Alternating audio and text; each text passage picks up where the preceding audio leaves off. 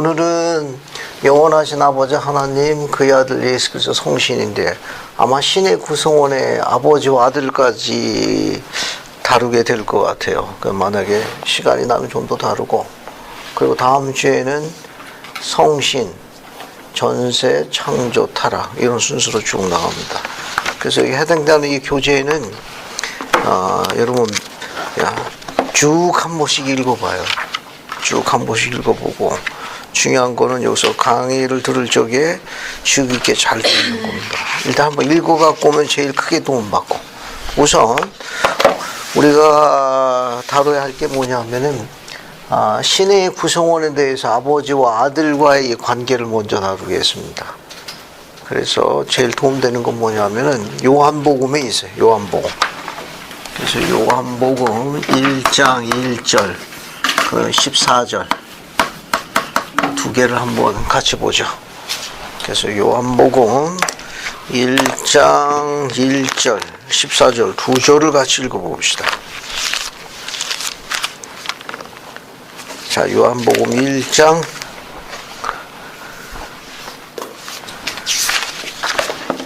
읽어볼게요.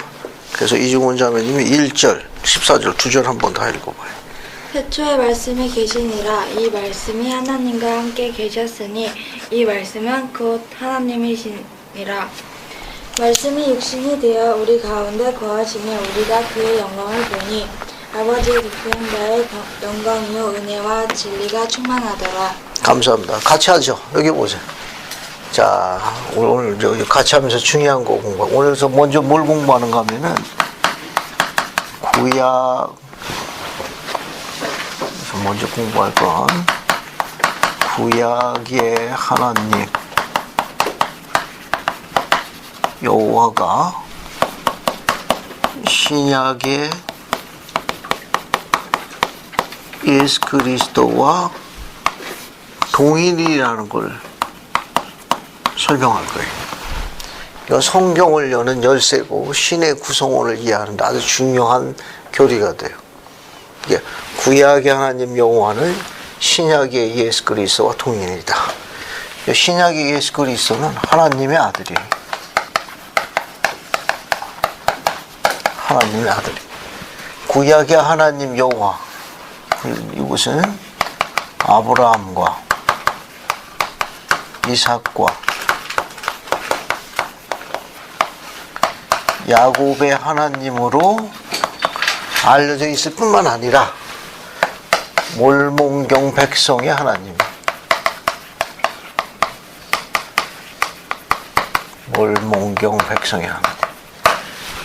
그래서 칠판에 기록된 대로 아브라함과 이삭과 야곱의 하나님, 즉 이스라엘의 하나님, 이스라엘 하나님. 또 좀 더 자세히 이야기하면은 애굽에서 이스라엘 백성을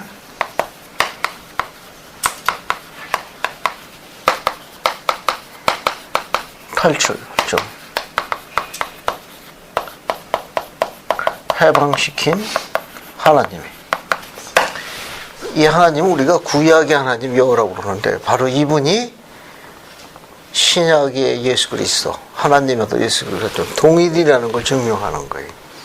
이것이 성경을 여는 중요한 열쇠고 신의 저 아버지와 아들을 구분하는 또 정리하는 아주 중요한 교리가 됩니다. 그래서 같이 할게요. 같이 합시다. 자, 요한복음 1장 1절에 보면 뭐라고 나오죠? 자, 같이 해요. 태초에 뭐가 계시니라? 말씀이 계시니라. 말씀, 이게 A입니다. 말씀이 누구와 함께 있다고 그래요? 하나님과 함께 있다고 그러는 거예요. 하나님. 그러니까 이 우이스라는 전치사는 A와 B 두 개의 별개의 개체가 있는 걸 나타내는 독특한 전치사예요. 그러니까 이 우이스라는 전치사는 말씀이 별개고 하나님도 별개예요. 그러니까 태초에 말씀과 하나님 별개의 개체 두 개가 존재했다는 걸 나타내는 거예요. 언제? 태초에 여기까지 문제가 없어요. 태초에 말씀이 계시니라. 말씀이 누구와 함께 있었다? 하나님과 with 함께 있었어요. 여기까지 문제가 없는데 말씀이 곧 뭐라고 그랬어요? 말씀이 곧 역시 하나님이시더라. 그리고 이제 A-가 되는 거예요. A-. 왜냐하면 말씀이나 하나님이나 똑같다고 그랬으니까. 그죠? 그러면 태초에 하나님이 두 분 계신 거예요.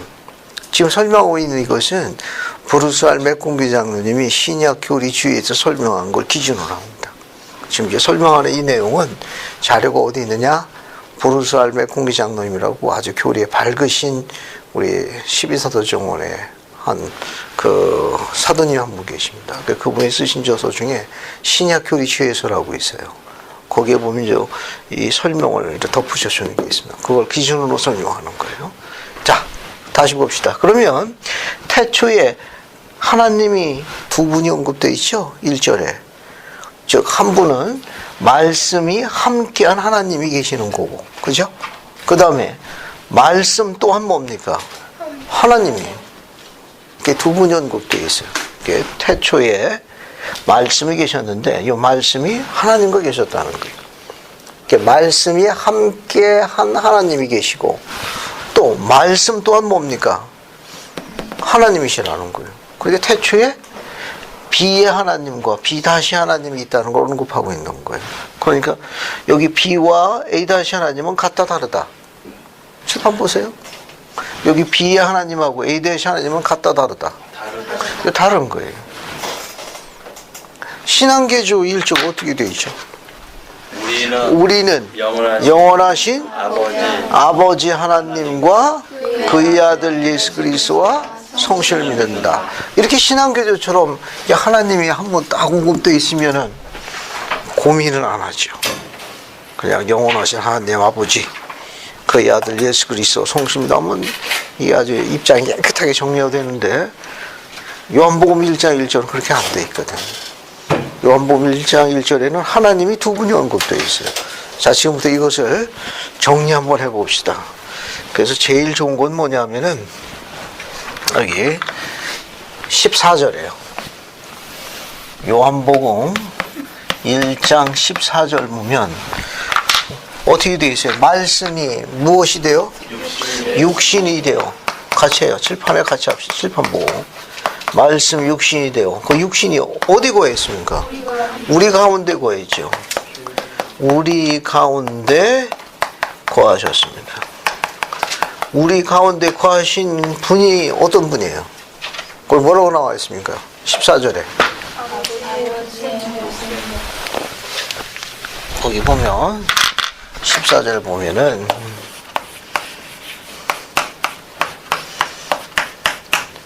누구의 영광이라고 그랬어요? 아버지의 독생자의 영광이다. 독생자의 영광이고 또 뭐가 충만하다고 그랬습니까? 은혜와 진리. 그렇죠. 은혜와 진리가 충만하더라 되어 있습니다. 자, 그러면 요 앞에다가 여기 앞에다가 우리 여기 육신이 되어 요 앞에다가 망각의 장막을 쳐요. 여기다가 망각의 장막을 칩시다. 망각의 장막을 쳐. 그래서 이쪽하고 이쪽으로 나누게. 우리가 이제 보통 출생의 교리를 살펴보게 되면 이처럼 망각의 장막을 기준해 가지고 이처럼 여기 육신이 되어 가지고 우리 가운데 거했다고 하면 이제 우리라는 건 누굴 이야기하는가 하면 필멸의 인간들을 이야기해요. 필멸의 인간들. 이 필멸의 인간들이 거하는 곳이 바로 뭐냐? 이 지상, 즉 지구를 이야기해요. 그래서 육신을 입고 지상에 거하는 시기를 우리가 뭐라고 그러는가 하면 뭐라고 그러죠? 현세라고 그래요. 현세. 여기에 현세가 되는 거예요. 그 육신을 입고 인간들 가운데 지상에 거하는 그 시기가 뭐냐? 현세예요. 그러면 이처럼 육신을 입기 전에는 무슨 시기라고 그래요? 이건 전세가 되는 거예요. 그냥 전세. 우리 교리에 따르면 그래요. 그러니까 여기 보면 육신을 잊기 전에 전세에는 우리는 어떤 존재로 전세에서 존재했던 거예요? 영의 자녀. 즉 영의 자녀. 영체로 존재한 거예요. 그죠? 우리는 전세에 영체로서 영의 자녀로 누구의? 하나님 아버지 영의 자녀로 존재한 거예요. 그죠? 자, 여기 보세요. 같이 해요, 같이. 즉, 여기 보세요. 여기 보면 태초에 말씀이 계셨는데 그 말씀이 누구와 함께 있었어요? 하나님과 계신 그 말씀이 육신이 되어 필멸의 인간으로 어디에 거했어요?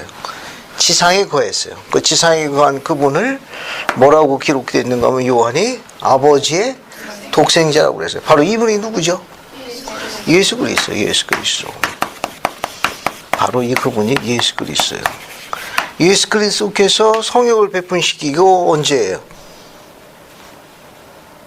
예수 그리스도께서 필면의 몸으로 시상해서 성육을 베푼시키기가 언제입니까?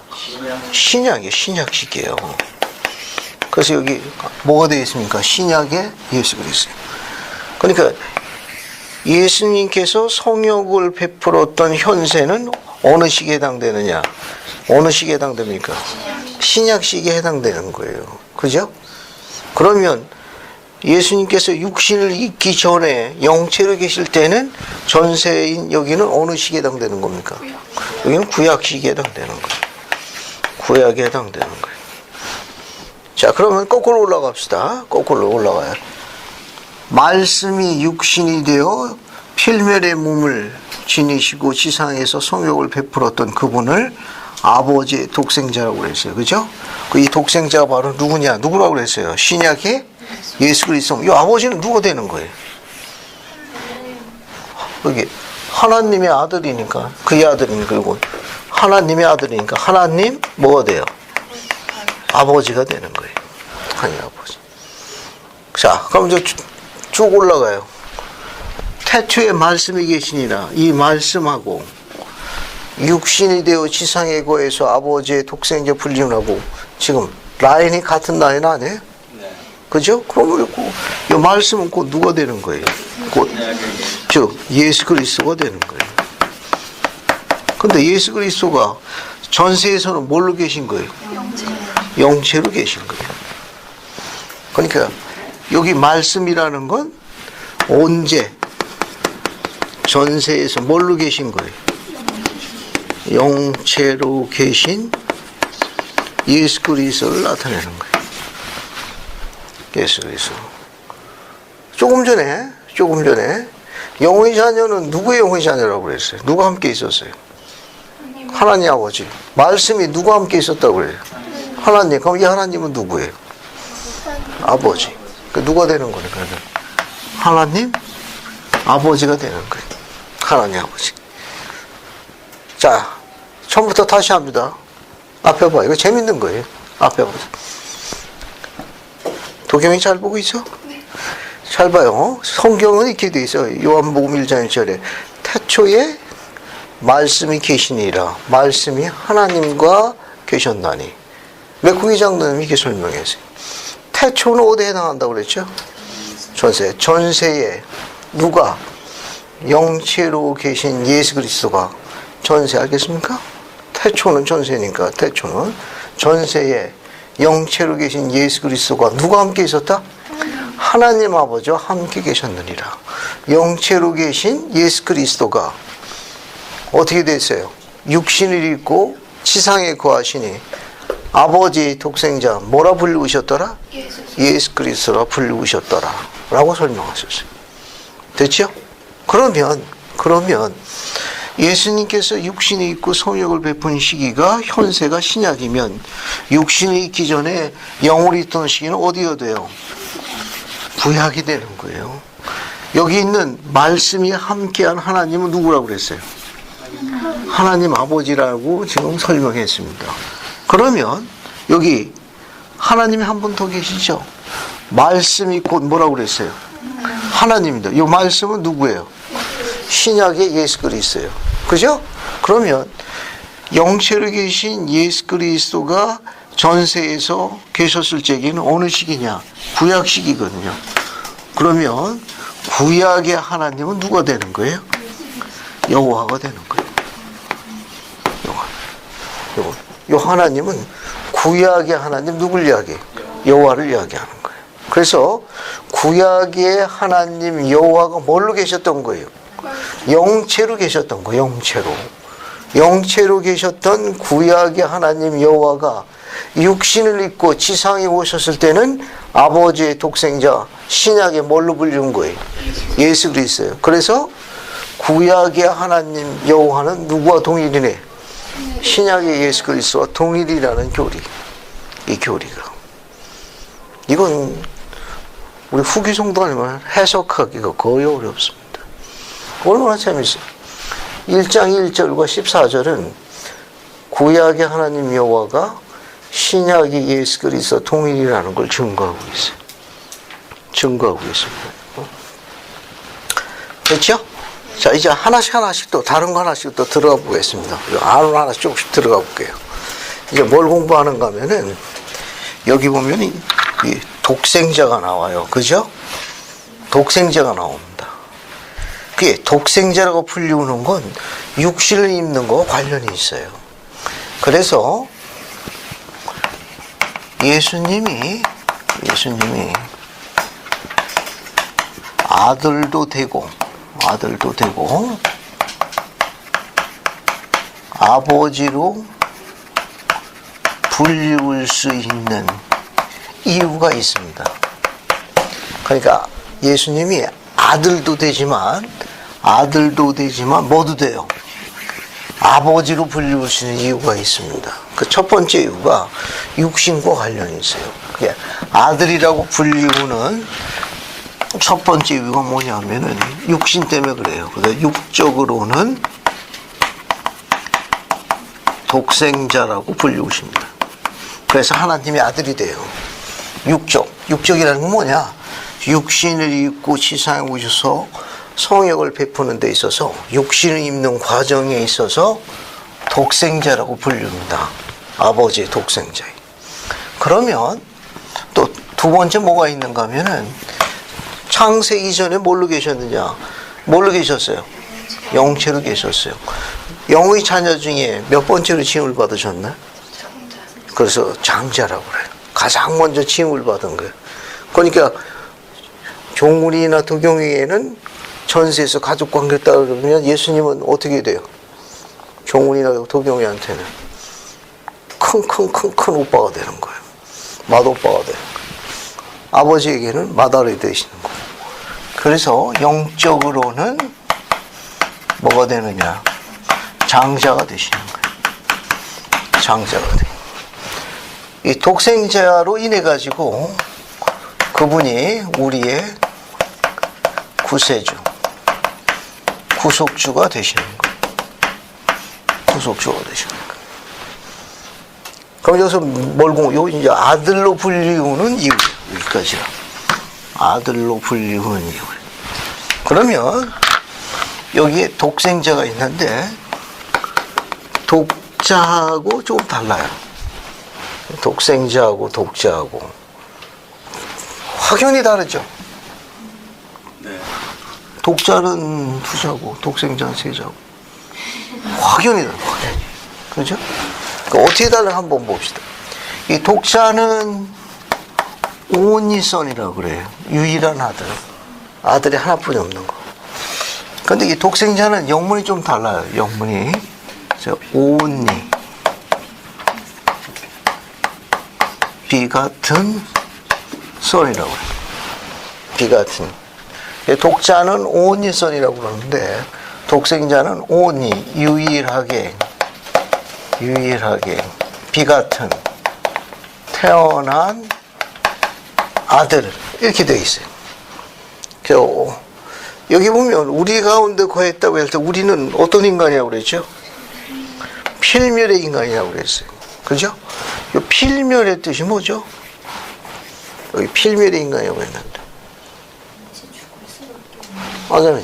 죽을 수밖에 없는. 그렇죠. 꼭 죽을 수밖에 없는. 이게 피가 있어가지고 피가 우리를 썩게 합니다.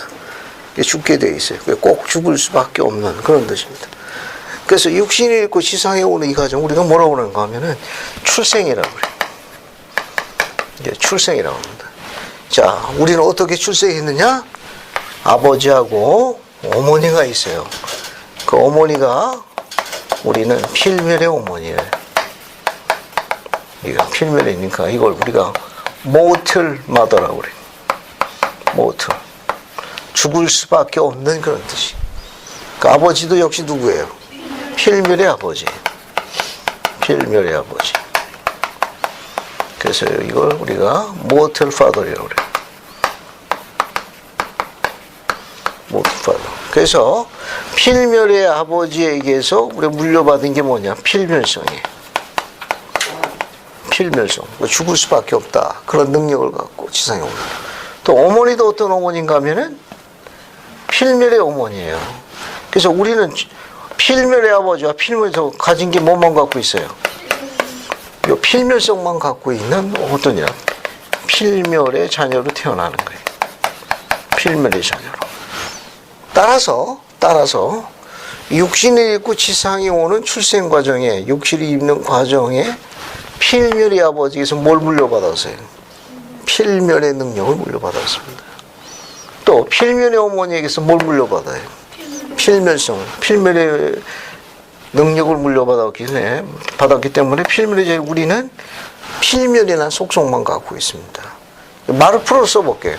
필멸이라는 건 죽을 수밖에 없는 그런 뜻이니까 꼭 죽어야 하는 아버지에게서 뭘 물려받았어요? 꼭 죽어야 하는 능력을 물려받았어요. 그런데 꼭 죽어야 하는 어머니한테는 뭘 물려받았어요? 꼭 죽어야 하는 능력을 받은 거예요. 그래서 우리는 어떻게 해야 돼요? 꼭 죽어야 돼. 됐죠? 그게 필멸이에요. 그런데 예수님은 조금 달라요. 이렇게 꼭 죽어야 되는 속성을 갖고 있는 가족관계 중에 아들이 하나뿐만 있으면 뭐라고 돼요? only son, 독자라고 그래요. 그런데 예수님하고 우리하고 출생 과정의 차이점이 뭐죠? 어때요? 어머니는 같지만 뭐가 달라요? 아버지 쪽이 달라. 아버지 쪽이. 여기 비같은이라는 과거 분사가 형용사로 쓰였어요. 그죠? 이건 유일하게 태어난 아들. 이게 과거 분사예요. 하지만 형용사로 쓰였거든요. 유일하게 태어난 아들. 아, 이종훈 자매가 어디서 태어났어? 고향이 어디예요? 인천. 그렇군. 잘 됐네. 그럼 우리 한번 영작을 한번 해봅시다. 나는 인천에서 태어났습니다. 어떻게 영작하죠? 갑자기 정해졌어, 정훈이하고. 어떻게 우리 옮기면 되나? I was born in 인천. 도경이는 어디서 태어났는가? 부천이요. 부천. 그러면 I was born in 부천. 그래요. 잘했어요. 참조로 공부해 볼게요.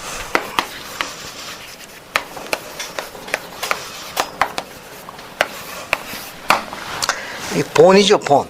이 본이라는 동사는 어머니 쪽으로 태어났을 때 쓰는 동사예요. 모계를 이야기해요. 모계 혈통을 이야기하는 거예요. 어머니 쪽을 통해서 지상에 왔다. 모계 쪽을 이야기하는 거예요. 근데 아버지 쪽으로 왔을 적에, 아버지 쪽으로 이렇게 왔을 적에는 요 비같은이라는 과거 분사를 형용사로 써요. 그럼 I was 비같은이에요? No. 예수님에게 쓰는 독특한 호칭이에요. 우리는 이렇게 쓰는 거 아니에요. 알겠습니까? 이게 뭐냐면 육신이 있고 지상에 오는 데 있어서 예수님만 특별한 과정이에요. 우리하고 달라요. 출생 과정이. 조금 이따 설명하겠는데 어머니는 똑같아요. 어머니는 필멸의 어머니 누구예요? 마리아예요. 메리. 필멸의 어머니에게서 뭘 물려받았느냐? 여기 필멸의 능력을 갖고 오셨어요. 필멸의 능력. 그런데 아버지가 달라. 우리처럼 어머니 라인, 이쪽 라인은 같은데 이쪽 라인이 달라요. 이게 누가 되시는가 하면은 불멸의 아버지예요. 불멸의 아버지. 불멸의 아버지 뭘 물려받았는가 하면은 불멸의 아버지에게서 뭘 물려받아요? 불멸의 능력을 물려받습니다. 불멸의 능력. 죽음을 이기는 능력, 죽지 않는 능력. 그래서 예수님은 불멸의 능력에다가 뭘 갖고 오셨어요? 아버지로부터는 불멸의 능력을 받았고 어머니로부터는 뭘 물려받았어요? 필멸의 능력을 물려받았습니다. 필멸의 능력. 따라서 이렇게 태어나신 예수 그리스도는 독생자라고 하는 단어가 뭐냐면은 여기 나와 있는 대로 유일하게 태어난 아들이죠. 누구에게서? 이쪽 날 이야기하는 거예요. 이쪽 날. 불멸의 아버지에게서 육신을 입는 과정에 있어서 불멸의 아버지에게서 유일하게 태어난 아들이란 뜻이 독생자. 이쪽 라인을 이야기하는 거예요. 이쪽 라인. 됐죠?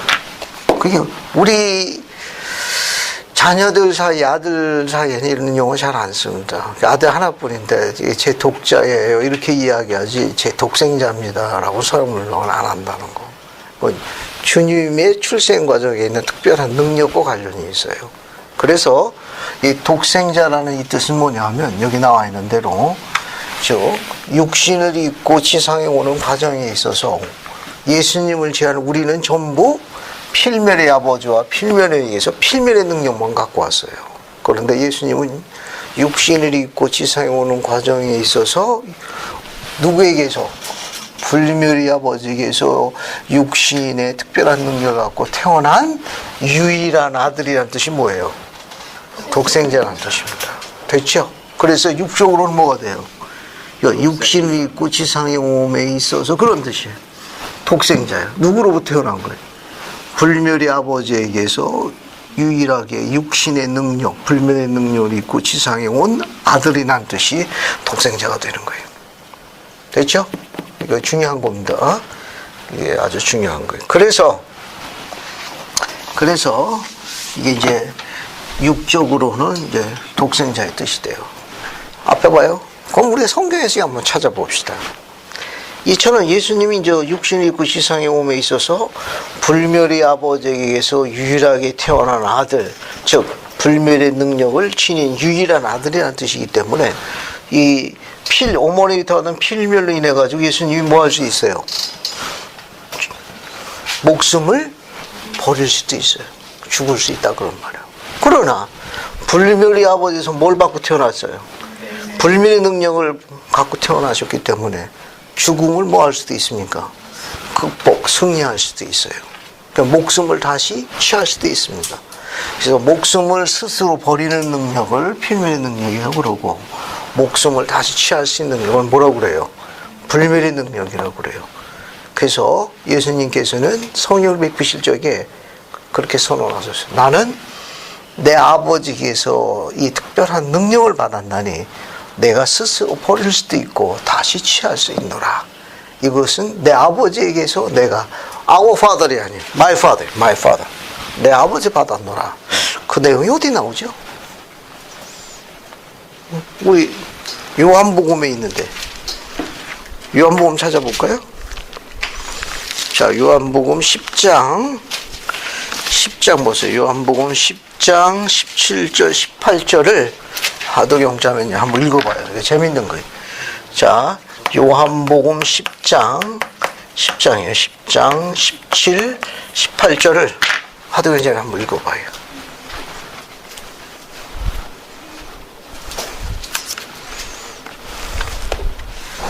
내가 다시 목숨을 버리는 것은 그것을 내가 앞에 위에 거부터 16절 17절부터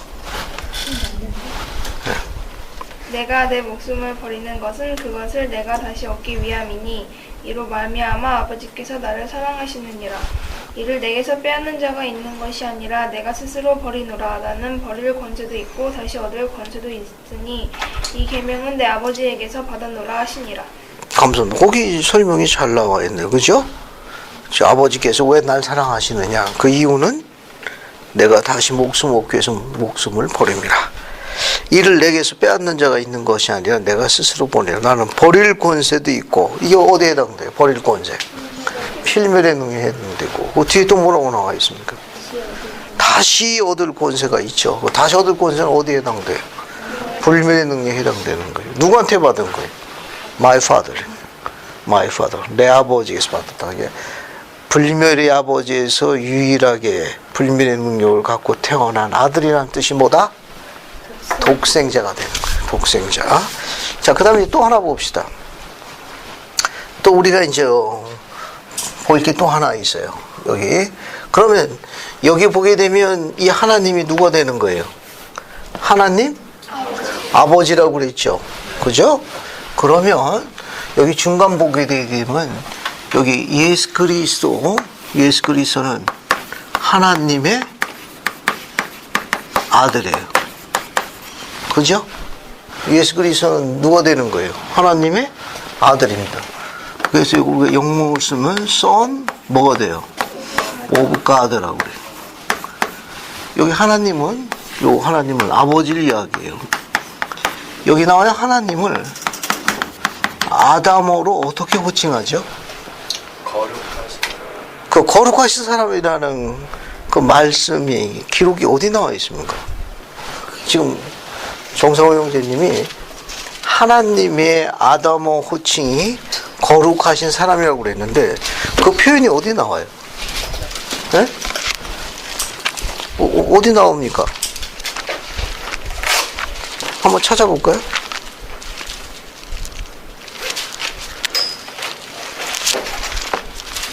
뭐 찾아보죠. 모세서 6장 57절. 감사합니다. 제대로 찾았습니다. 모세서 6장 57절로 갈게요. 자, 57절 아르식자님 찾으셨으니까 한번 읽어주시겠어요? 그런즉 모든 사람은 어디에 있든지 반드시 회개해야 하며 그렇지 아니하면 그들은 결단코 하나님의 왕국을 기업으로 받을 수 없음을 내 자녀에게 가르치라. 이는 부정한 것이 그곳에 거할 수 없음이니 곧 그의 면전에 거할 수 없음이니라. 이는 곧 아담의 언어로 말하건대 거룩한 사람이 그의 이름이요 그의 독생자의 이름은 인자 곧 절정의 시기에 올 예수 그리스도 의로운 재판관이니라. 감사합니다. 여러분 중간 부분부터 다시 반복해서 한번 읽어볼게요. 읽어볼 때 한번 보세요. 이는 곧 아담의 언어로 말하자면 뭐라고 되어 있어요? 하나님이 아담의 언어로 호칭하게 되면 거룩한 사람이 그의 이름이요 그의 독생자 이름은 뭡니까? 또 인자 곧 절정의 시기에 올 예수 그리스도 의로운 재판관이다. 됐죠? 자, 여기 봅시다.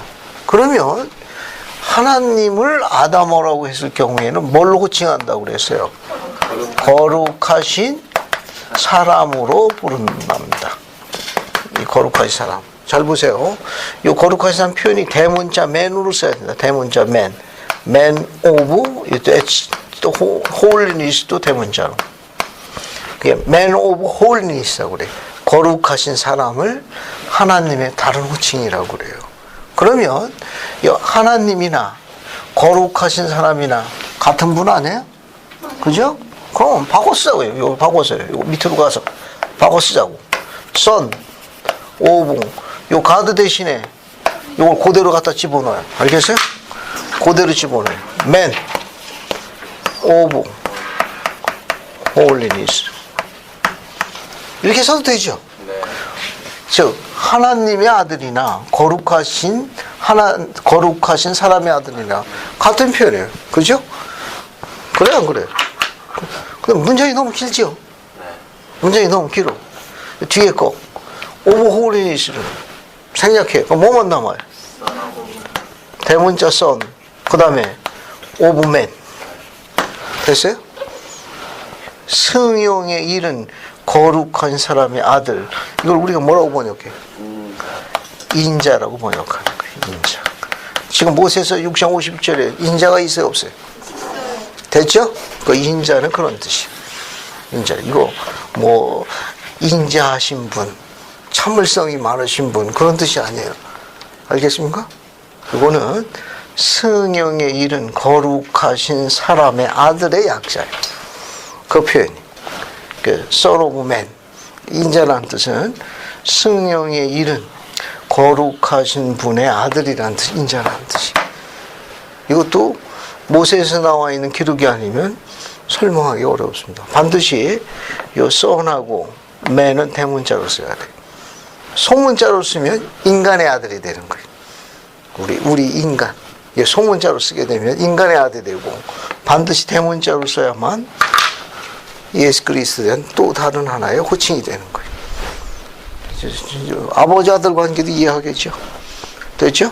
자, 이제 또 다른 걸로 또 들어가 보겠습니다. 자, 다른 걸로 들어가 볼게요. 지금 우리가 또 공부하는 중요한 걸 좀 뭘 공부했느냐? 구약의 하나님, 여호와는 신약의 누구와 같다? 예수 그리스도와 같다. 또 예수님이 아들이 되는 이유를 지금 공부했어요. 그죠? 육적으로는 뭐다? 독생자다. 그 다음에 영적으로는 장자고 우리의 뭐가 돼요? 구세주와 구속주가 되신다고 설명했습니다. 그죠? 그럼 좀 예수님이 뭘로 불리우는 이유가 있어요? 아버지로 불리우는 이유를 설명할게요. 이제 아들로 불리우는 이유 설명은 끝났고 이제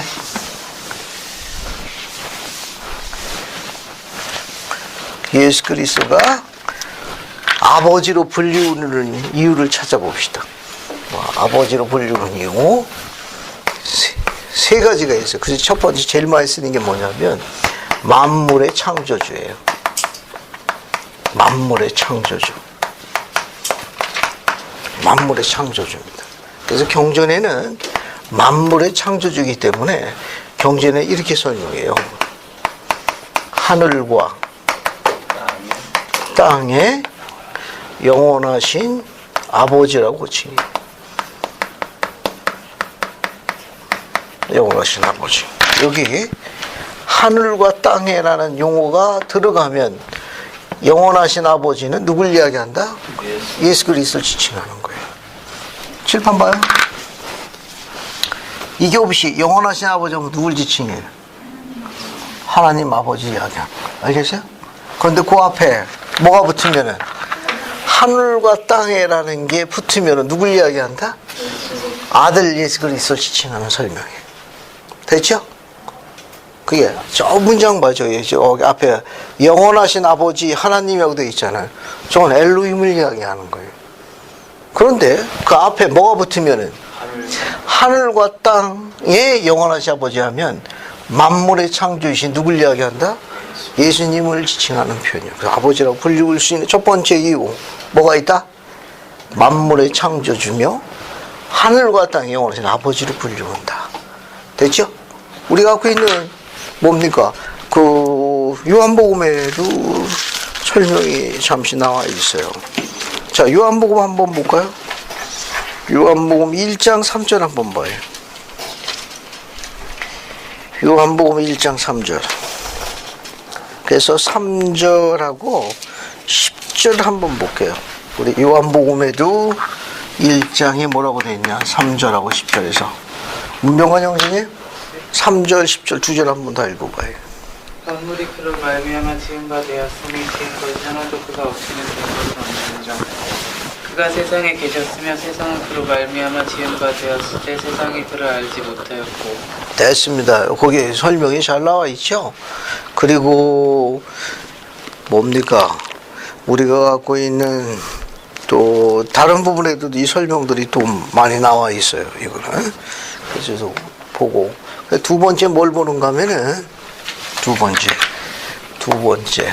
우리가 아주 많이 쓰는 것 중에 하나예요. 이거는 거듭남과 관련이 있어요. 속죄로 말미암아 거듭난 자들의 영적인 아버지로 불리워요. 영적인 아버지. 그래서 속죄로 말미암아 거듭난 자들의 영적인 아버지로 불리기 때문에 그리스도가 속죄로 인해 가지고 우리에게 새 생명을 갖다 줬어요. 죽음을 위해 새 생명, 불멸을 갖다 줬습니다. 그게 바로 이제 부활의 은사예요. 그래서 우리가 뭘로 불리우느냐? 그리스도의 자녀로 불리워요. 이거는 거듭난과 관련이 있습니다. 또 새 생명 뭐 관련이냐? 속죄와 관련이 있어요. 그래서 속죄로 말미암아 거듭난 자들의 영적인 아버지. 그래서 우리가 그리스도의 자녀가 되게 왜? 새 생명을 줬으니까 그가 우리에게 아버지가 되고 우리는 그의 자녀가 되는 그런 영적인 개념이 있습니다. 이게 침례받으면 우리는 누구의 자녀가 되는 거예요? 그리스도의 자녀가 되는 거예요. 왜? 그분이 새 생명을 주신 것 때문에 그래요. 그래서 속죄로 말미암아 거듭난 영적인 아버지. 이 성구가 잘 나와 있는 게 몰몬경에 있어요. 몰몬경에 모사이아서 5장을 한번 봅시다. 모사이아서 5장 7절 한번 볼게요. 예, 아주 이 성구가 아주 많이 있는데 그래도 몰몬경이 제일 잘 나와 있어요. 모사이아서 5장 7절 한번 봅시다. 한번 읽어볼게요. 박수기 자매님 한번 읽어보실래요? 7절만이. 그의 이제 너희가 맺은 성령으로 인하여 너희는 그리스도의 자녀라. 그의 아들과 그의 딸이라 일컬음을 받으리라. 이는 보라, 오늘 그가 영적으로 너희를 낳으셨음이라. 이는 너희 말에 너희 마음이 주의 이름을 믿는 신앙을 통하여 변화되었다 하미니 그러므로 너희는 그에게서 낳고 그의 아들과 딸이 되었느니라. 감사합니다. 거기 설명이 다 나와 있네요. 그죠? 이제 너희가 맺은 성약으로 인하여 즉 너희는 그리스도의 자녀라. 이제 성약이라는 건 뭐냐? 예수님을 따르겠다는 침례 성약을 맺은 거예요. 그런 성약으로 그리스도를 따르겠다는 침례 성약으로 말미암아 너희는 그리스도의 자녀가 되었느니라.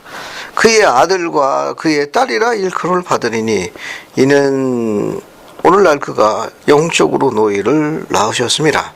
이는 너희 말에 너희 마음이 주의 이름을 믿는 신앙을 통하여 변화되었다 하미니 그러므로 너희는 그에게서 다시 태어났고 그리하여 그의 아들과 딸이 되었느니라. 됐죠? 자, 이게 이제 두 번째 아버지로 불릴 수 있는 이유가 되는 거예요. 세 번째는 좀 연구를 좀 해야 되는 교리예요. 이거는 뭐라고 그러는가 하면 성스러운 권능의 부여에 의한 아버지로 불리우는 교리가 있어요. 이게 좀 까다롭습니다. 이게 좀 쬐깐 까다로운 거예요. 여기. 됐습니까? 여기 보면 성스러운 권능의 부여에 의한 아버지로 불리우는 교리가 있어가지고 그분의 이름을 사용할 수 있어요. 그분의 이름을 사용할 수 있습니다. 그분의 이름을 사용하고 또 그분처럼 말씀하실 수 있어요. 아버지라는 이름도 쓰고 그분처럼 말씀해서 아버지. 근데 실제로 누가 이야기한 거다? 예수님이 이야기한 거예요. 그런 샘플을 한번 찾아볼게요. 그런 샘플을. 실제로 이야기하신 분은 예수님인데 성스러운 권능에 부여한 교리로 인해 가지고 예수님이 아버지처럼 이야기할 수 있습니다. 아버지처럼. 또 그분의 이름을 사용할 수 있어요. 자, 그런 게 이제 우리가 갖고 있는데 몇 군데 나와 있는데 대표적인 거 하나 설명해 볼게요. 우선 교리야 성약 29편 한번 볼까요? 몇 개 대표적인 거 한번 봅시다. 교리야 성약 29편 1절 한번 봐요. 교리야 성약 29편 1절 봤습니까? 그 앞에 봐요. 29편 1절. 거기면 너희 구속주여 너희 자존자인 예수 그리스도의 음성에 귀를 기울이라. 자비하신 그의 팔이 너희 죄를 속죄하였느니라. 거기면 아들이 이야기하고 있죠. 왜냐하면 예수 그리스도의 음성에 귀를 기울이라고 했으니까 아들이 이야기하고 있는 게 맞습니다. 그죠? 그런데 이게 중간에 들어가게 되면은 42절 봐요. 42절, 46절. 지금 공부하고 있는 거, 샘플로 공부하고 있는 겁니다. 이거. 교리야성약 29편 1절, 42절, 46절을 보는 거예요. 42, 46절 봐요. 앞에는 아들이 이야기한 거예요. 아들이.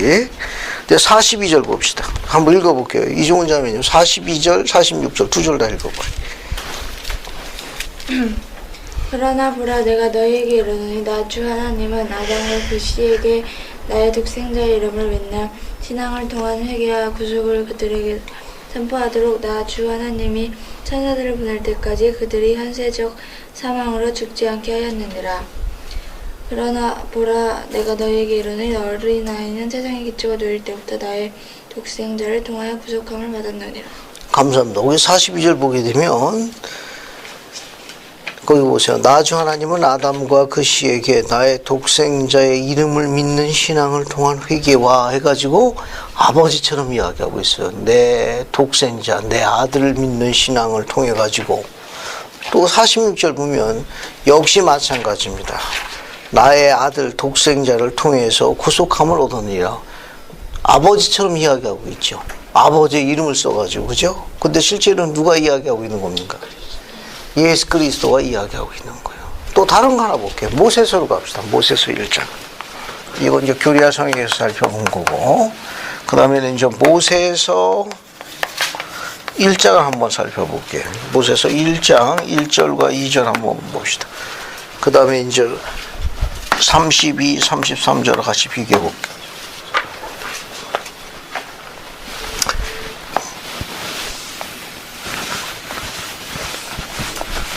같이 비교. 자, 우선 정상호 형제님이 모세에서 찾아가지고 1절, 2절 한번 읽어보세요. 1절, 2절이요? 1절, 2절. 모세가 심히 높은 산에 이끌려 올라갔을 때 하나님께서 모세에게 하신 말씀이니 그는 얼굴을 마주하여 하나님을 보았고 그와 대화하였으며 하나님의 영광이 모세 위에 임하더라. 그러므로 모세는 주의 임재하심을 견딜 수 있더라. 감사합니다. 여기 보세요. 심히 높은 산. 심히 높은 산. 심히 높은 산에서 누가 대화하고 있습니까? 누가? 모세가 누구하고 대화하고 있어요? 그렇죠.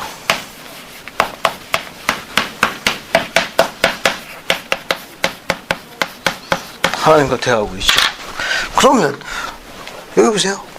심히 높은 산에서 모세하고 하나님하고 지금 뭐하고 있습니까? 대화하고 있잖아요. 그죠? 그러면 모세는 여기 잘 보세요. 모세가 지금 뭡니까? 심히 높은 산에서 하나님과 대화를 하고 있는데 모세는 구약식의 인물입니까? 신약식의 인물입니까? 그게 구약이네. 그죠? 왜냐면 모세가 구약의 선지자니까. 그럼 여기 하나님은 어디 하나님이에요? 구약의 하나님 누가 되는 거예요? 여호와입니다. 그럼 지금까지 공부한 거에 의하면 구약의 하나님 여호와는 누구라고 그랬어요? 신약의 예수 그리스도고 예수 그리스도는 누구의 아들이에요? 하나님의 아들이에요. 그럼 지금 아들과 대화하고 있는 거네. 그게 맞죠? 됐죠? 지금 여기 우리가 지금까지 공부한 거 이야기 되면 모세가 심히 높은 산에서 하나님과 대화했는데 이 하나님은 구약의 하나님 누구예요? 여호와예요. 하나님의 아들 예수 그리스도입니다. 지금 아들하고 대화하고 있는데 뒤에 가보게 되면 이제 아버지처럼 집정 이야기하고 있습니다. 아주 집정 이야기예요. 32, 33절 보세요. 그래서 안희숙 자매님이 모세서 1장 32, 33절을 읽어주세요. 그리고 나의 권능의 말씀으로 내가 그것들을 창조하였나니 말씀은 나의 독생자여 은혜와 지혜가 충만한 자니라. 그리고 무수한 세상을 내가 창조하였고 또한 나는 내 자신의 목적이 있어 그것들을 창조하였으며 아들로 말미암아 내가 그것들을 창조하였나니 이는 나의 독생자니라. 감사합니다. 32절과 30절을 보면 어떻게 이야기하고 있습니까? 아버지처럼 이야기하고 있다고 그러면서. 그죠? 내가 내 아들을 시켜서 만물을 다 창조했느니라. 그죠? 그 아버지처럼 그냥 직접 설명하고 있지 않습니까? 그러나 그 아버지처럼 이야기하고 있지만 누구예요? 아들이 이야기하고 있는 겁니다. 여기 봐요. 즉 지금 우리가 공부한 걸 정리를 좀 하고 있는 중입니다.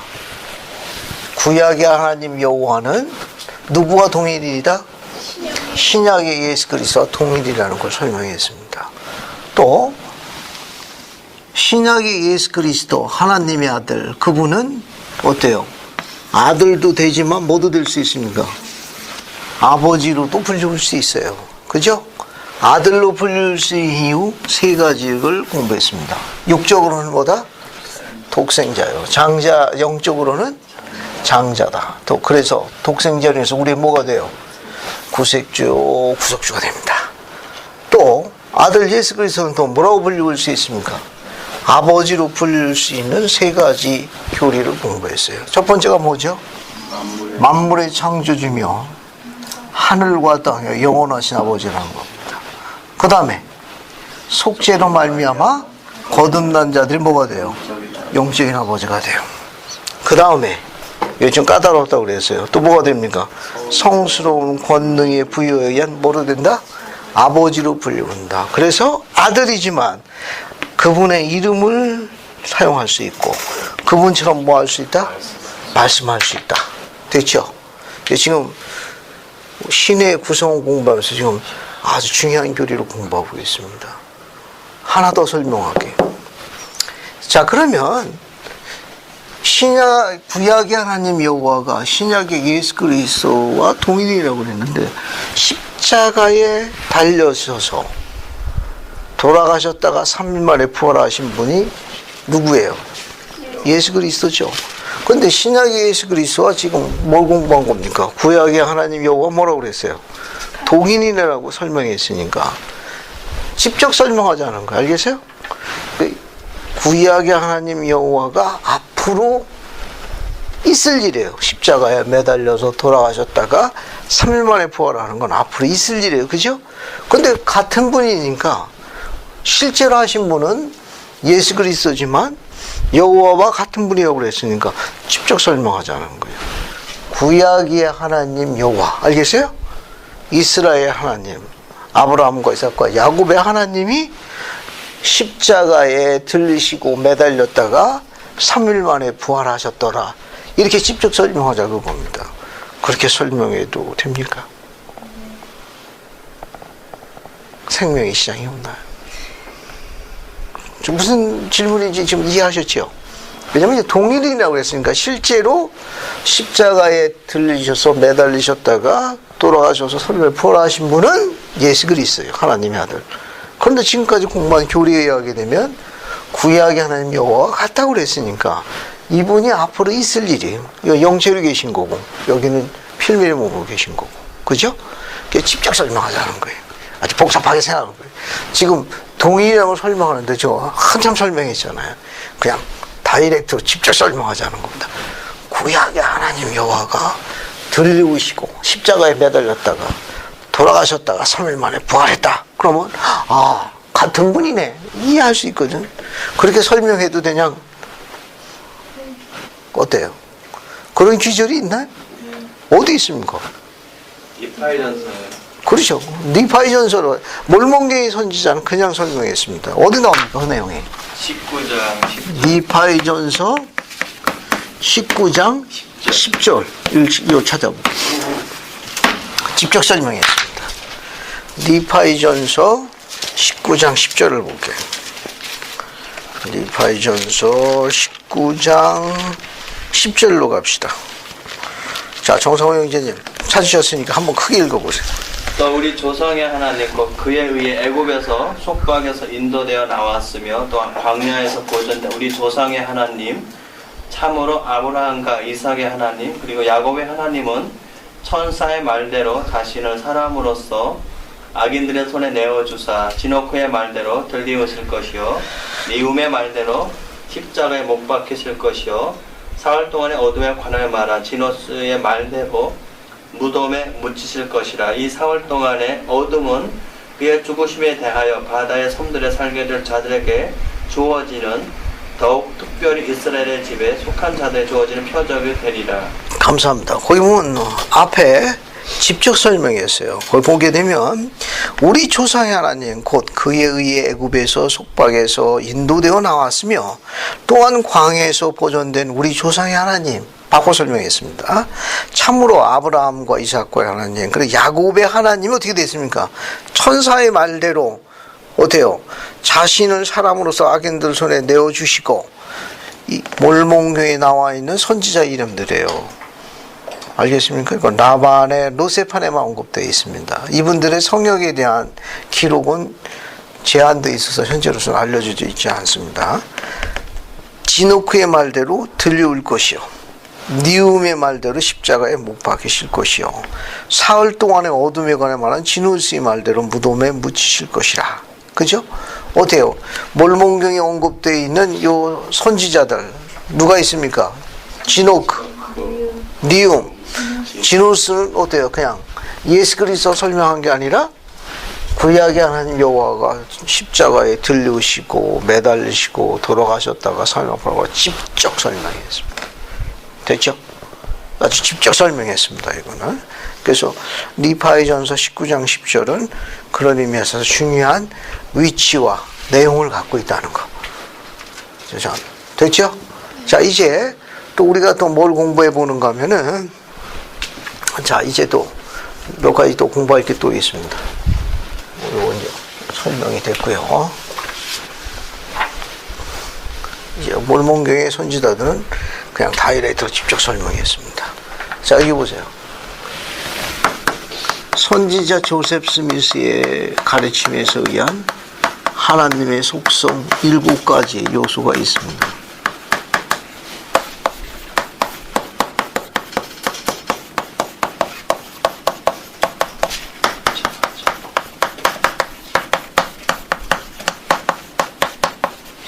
참조를 알아서 참조. 하나님의 속성, 선지자 조셉 스미스의 가르침.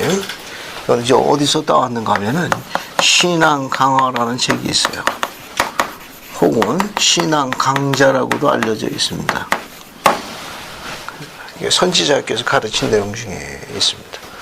그래서 옆에 있는 반원하고 7개를 한번 찾아보세요. 2분씩. 됐습니까? 여기 2분씩. 아, 이거 3분이 같이 해야 됐다. 이종훈 자매 같이 하고. 정상호 형제는 혼자 독약 청청하는 수밖에 없네요. 자, 선지자 조셉 스미스, 이 속성이 굉장히 많아요. 근데 선지자가 가르친 내용을 크게 7가지 요약해서 가르친 게 있습니다.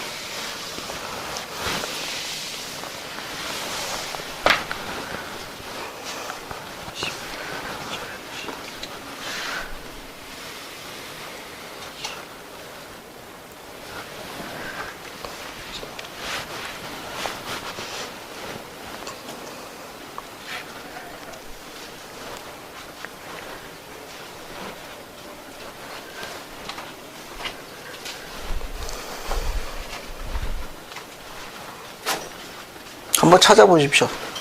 속성이 아주 많이 있는데 선지자 조셉이 가르친 7가지 요소가 있습니다.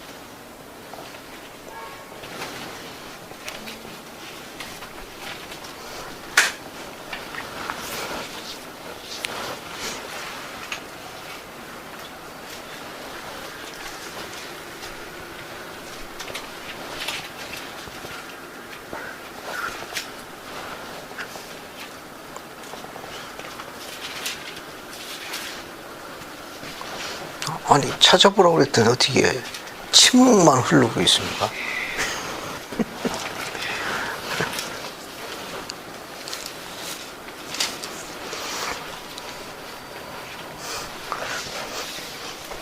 종종 이 속성에 대해서 자주 언급을 드렸습니다. 선지자의 가르침이 가장 선명해요. 여러 가지 요소 공부하는데 하나님의 속성을 공부하게 되면 이게 도움이 많이 됩니다. 이거는 혹시 정성윤재 찾아봤어? 네. 그럼 저 칠판에다 이렇게 좀 적어봐요.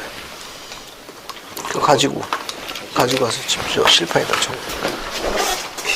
직접 적어.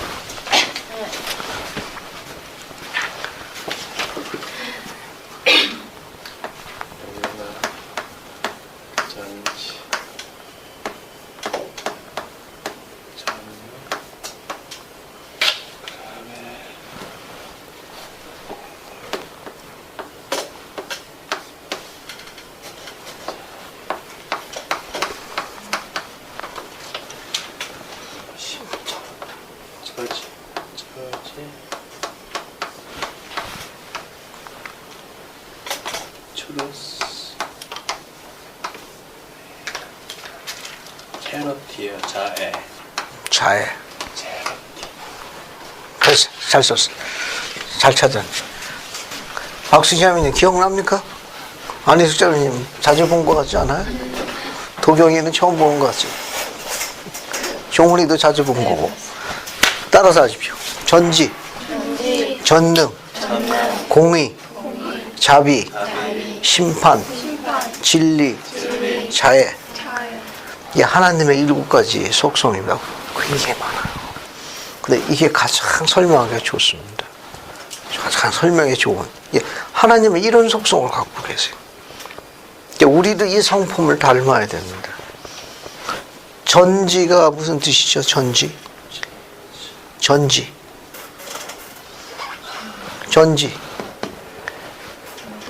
그렇죠. 맞습니다. All-knowing.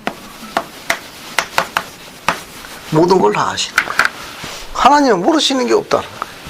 그분은 다 아십니다. 나는 모든 걸 다 아는 자라고 직접 선언하셨어요.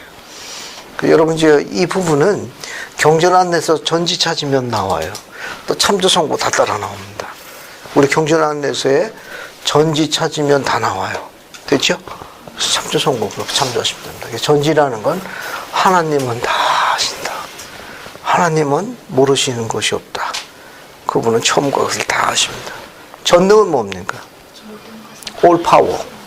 모든 권능을 다 하고 계시죠. 왜? 그분이 지으신 것은 그분이 다 구할 수 있는 파워, 그 힘을 갖고 계십니다. 전능도 마찬가지. 모든 능력을 갖고 계시다 그런 뜻인데, 그분이 지으신 모든 것은 뭐 할 수 있는, 구원할 수 있는 능력을 갖고 계시다. 공의는 뭐예요? 여기 공의. 네? 공의. 뭘 갖고 공의를 합니까? 경전안내서 찾아볼게요. 경전안내서에서 공의를 찾아보세요. 경전안내서에서 공의를 찾아봅시다. 공의. 24쪽 오른쪽 맨 밑에 보면 있습니다. 찾았어요? 공의.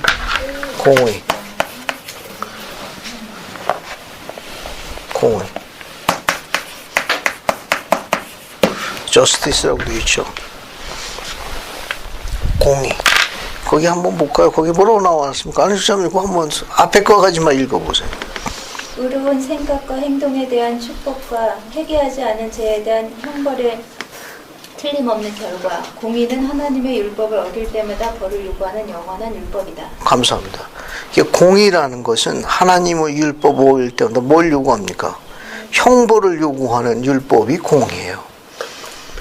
공의라는 건 이제 문자 그대로 여기 보세요. 공의. 이 저스티스라고 하죠. 요즘에 아주 화제의 책으로 알려져 있는 정의라는 책도 있어요. 정의란 뭐냐? 저스티스. 정의. 우리는 이제 교리적으로 공의라고 번역합니다. 공의라고 번역하면 뭐냐면 이게 공의는 하나님의 율법을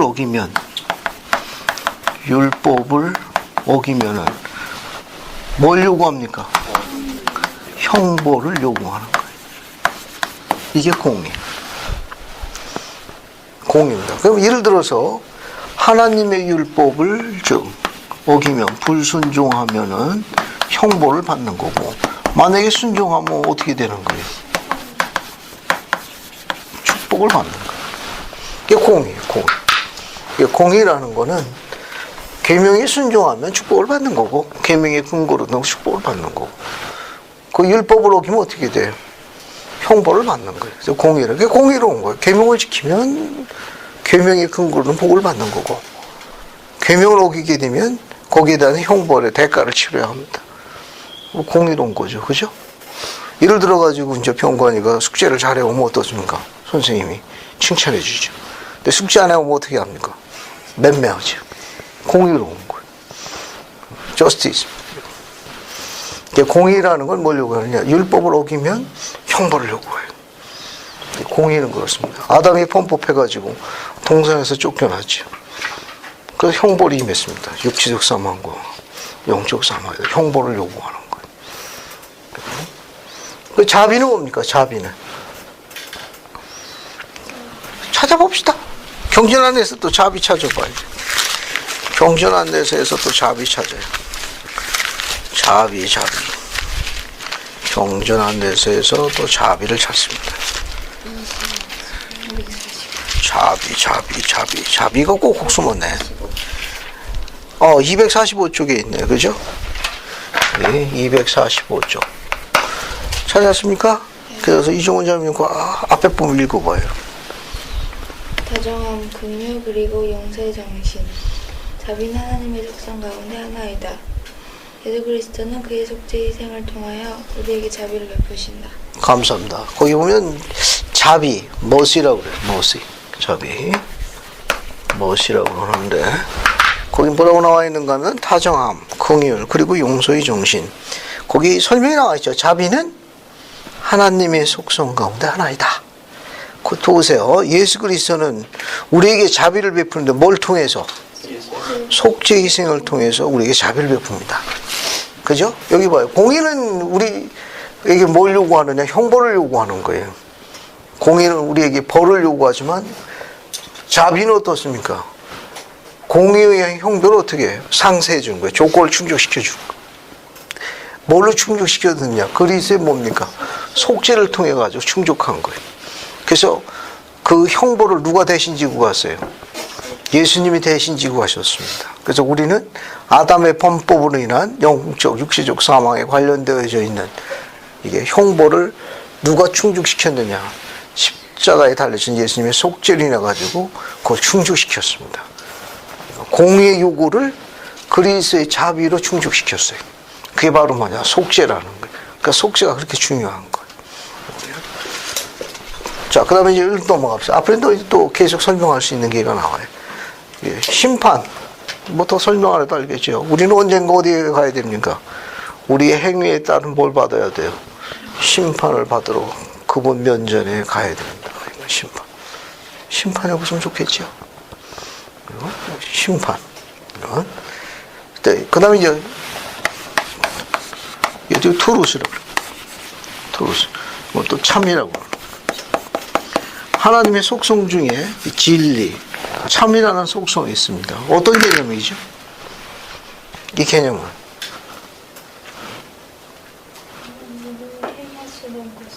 네? 이 개념은 어떤 개념입니까? 지금 진리, 참. 앞에 보세요. 고민하시지 말고. 이 진리라는 건 하나님이 행하시는 일은 언제 어느 때나 뭘 원하는 겁니까? 언제든지 가장 선하신 거예요. 그러니까 하나님께서 행하시는 거는 어떤 상황이든지 어떤 경우든지 절대 최고의 선이라는 개념을 갖고 있습니다. 절대 최고의 개념을 갖고 있어요. 절대 최고의 선이라는 개념을 갖고 있습니다. 이것을 우리가 또 뭐라고 하는가 하면 이것을 천국 통치의 원리라고 그래요.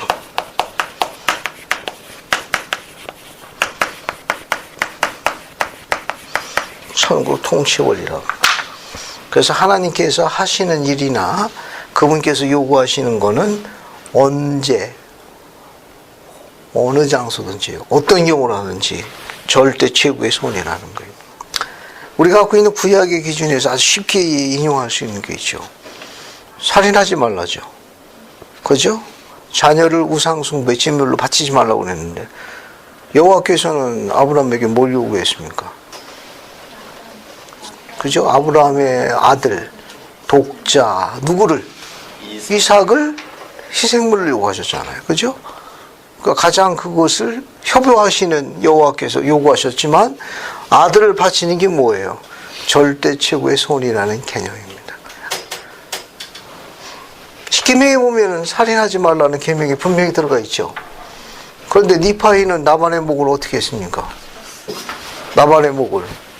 그래서 니파이가 처음에 어떻게 했어요? 물러섰죠. 근데 주의 천사가 뭘 요구했습니까? 치라라고 이야기했죠. 그게 뭡니까? 절대 최고의 손이라는 개념이 됐죠? 이런 참 진리라는 이 속성은 천국 통치의 원리 하나로서 하나님께서 행하시는 일이나 명하시는 일, 요구, 또 거기서 언제 어디서나 절대 최고의 손이라는 개념을 갖고 있다는 걸 가르쳤습니다. 이 내용은 신앙 강좌야, 신앙 강화라는 책에 요약이 되어 있습니다. 그 다음에 자애라고 나와 있죠. 이 자애는 체러티라는 겁니다. 경전한데서 한번 찾아볼까요? 경전한데서에 자애가 있나 한번 봅시다. 찾았나요? 경전한데서 찾았습니까? 자, 이거 246쪽에 나오죠. 뭐라고 나옵니까? 그리스도의 순수한 뭐라고 되어 있어요? 순수한 사랑. 이걸 다른 말로 뭐라고 그러느냐? 하나님의 사랑이라고 그래요. 하나님의 사랑. 하나님의 사랑. 그리고 여기 보면 체러티, 자애라고 되어 있는데 그리스의 뭐가 돼요? 순수한 사랑. 또 다른 말로 뭐라고 그럽니까?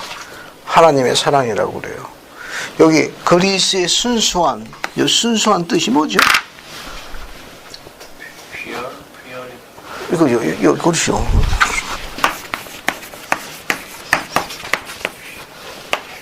pure love, 참사랑, true love. 어떤 게 순수한 사랑이고 어떤 게 참사랑이에요? 참사랑.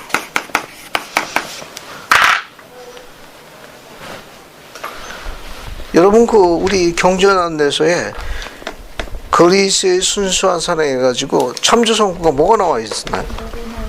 글로 갑시다. 그 참조성구로 모로나이서 7장 47절로 되어 있으니까 한번 찾아봅시다. 모로나이서 7장 어디 보자. 47절로 갈게요. 47절 찾았습니까? 여기 그리스의 순수한 사랑에서 참조성구로 모로나이서 7장 47절 되어 있으니까 이거 한번 읽어볼게요. 안에 숫자는요? 한번 더 읽어주십시오. 이 사랑은 그리스도의 순수한 사랑이라 영원히 견디며 누구든지 마지막 날에 이를 지닌 것으로 드러나는 자는 잘 될 것입니다. 감사합니다. 어떻게 하는 게 그리스의 순수한 사랑이에요? 여기. 예? 영원히 뭐 하는 겁니까? 견디는 거예요. 견디. 다른 말로 이야기하면 뭡니까?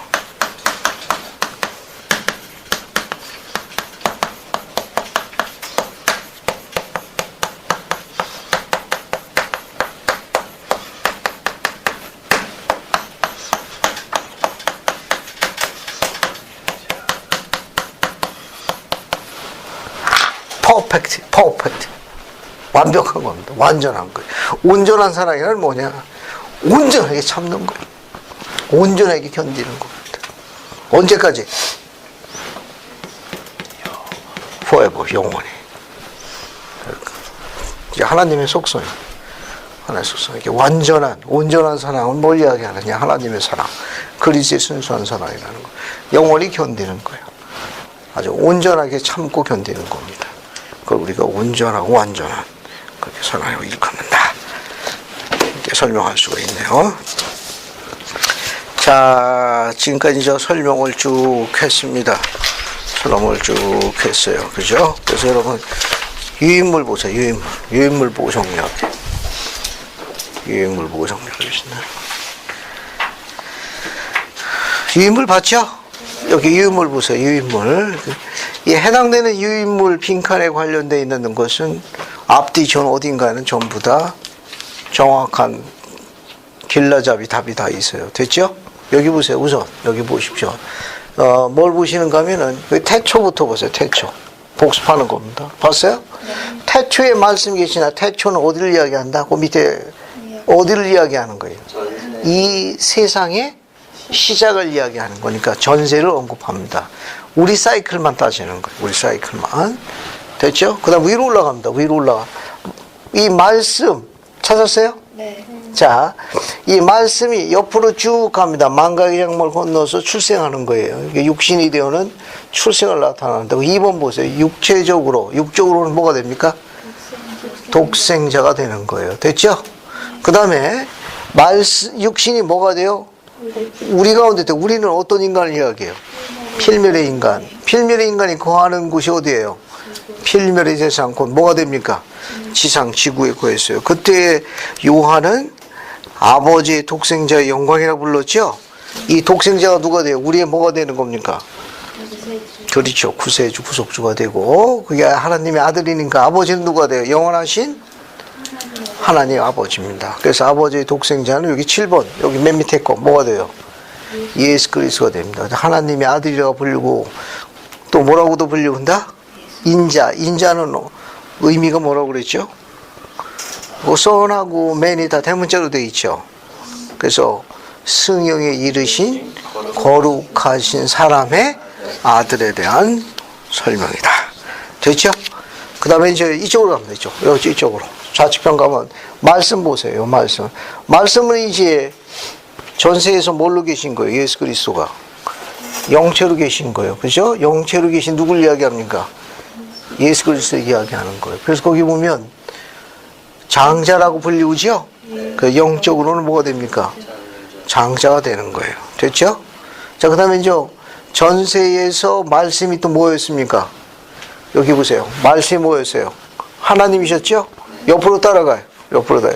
자, 구약의 하나님 누가 되는 거예요? 여호와. 밑으로 갑니다. 어떤 하나님이에요? 저 이스라엘 하나님이니까 아브라함과 이삭과 야곱의 하나님이라고 불릴 뿐만 아니라 또 뭐라고도 부릅니까?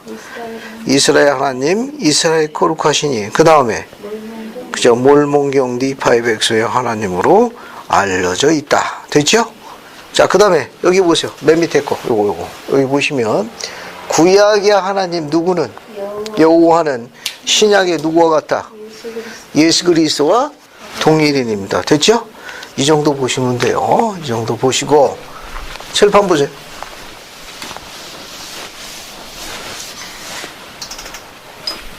예수님이 아들로 불릴 수 있는 이유가 있다고 그랬죠. 칠판 봐요. 뭐가 있죠? 칠판이 있어요? 영적으로.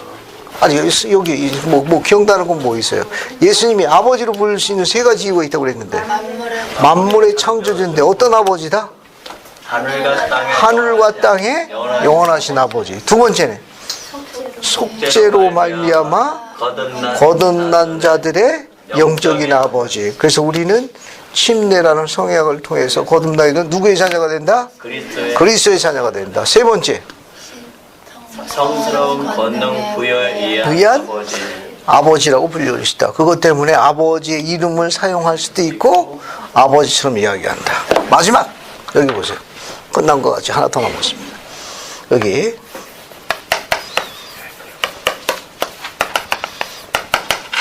이게 아버지와 아들과 성신 이거 우리가 뭐라고 불러요?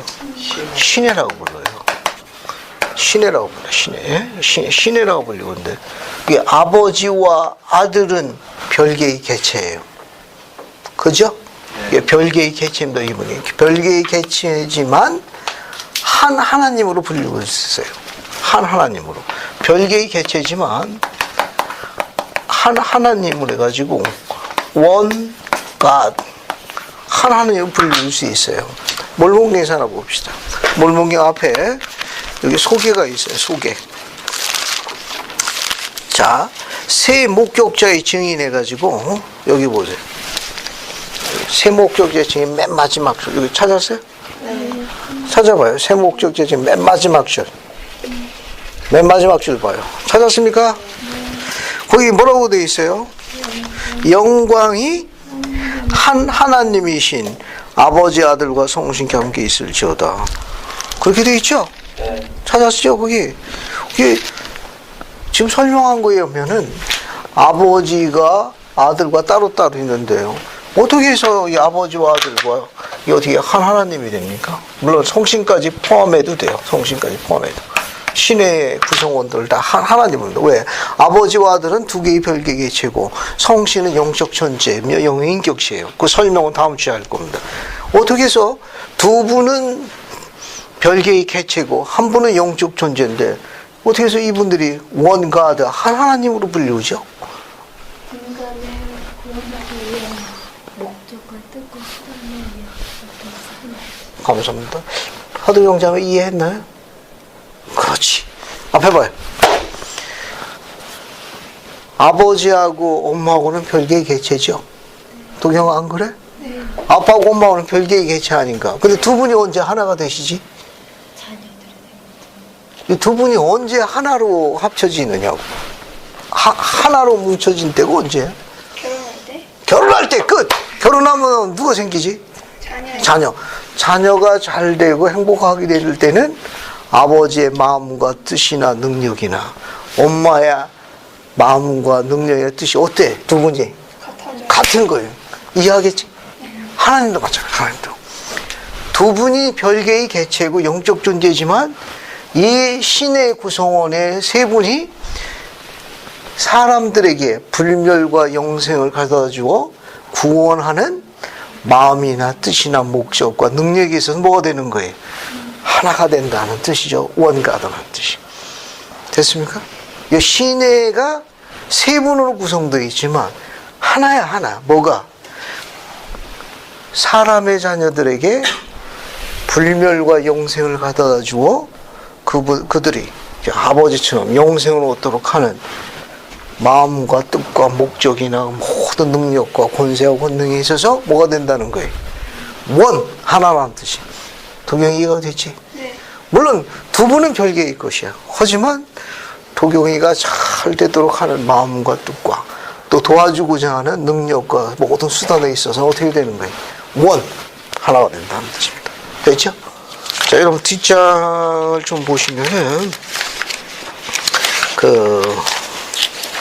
어딜 보시는가 하면은 유인물은 쭉 훑어보시면 돼요. 여기 네 번째 장 봅시다. 네 번째 장. 네 번째 장 보세요. 여기 네 번째 장 찾았습니까? 손골을 통해 교리를 이해함. 여기 깨알 같은 게 생긴 거. 찾았어요? 자, 여기 어딜 보시는가 하면 좌측편, 맨 마지막 파라그래프 여기만 보세요. 이쪽만. 제가 지금 가르치고 있는 부분. 찾았어요?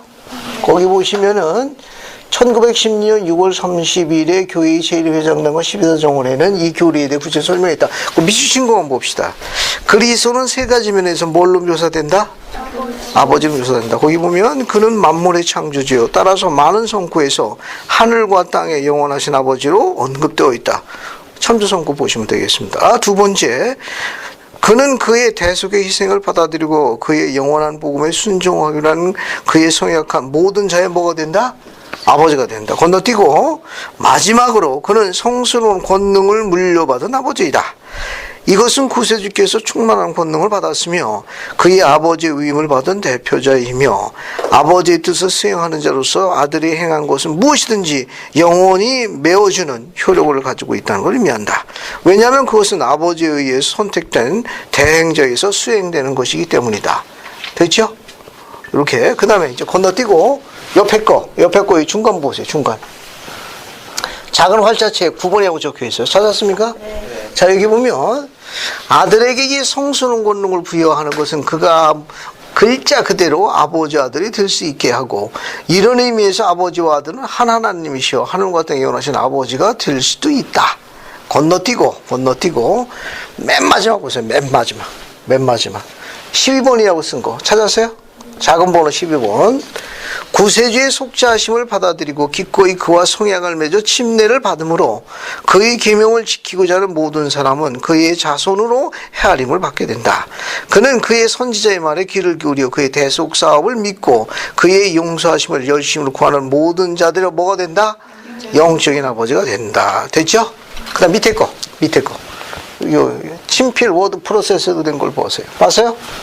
자, 한 하나님으로 불릴 수 있는 이유가 있습니다. 첫 번째, 세 인격체가 하나의 하나님으로 불리우는 것은 그들이 세 개의 각기 다른 개체, 즉 하나님 아버지와 아들과 성신으로 구성된 하나의 신의 혹은 최고의 평의를 구성하는 것을 의미한다고 해석할 수도 있다.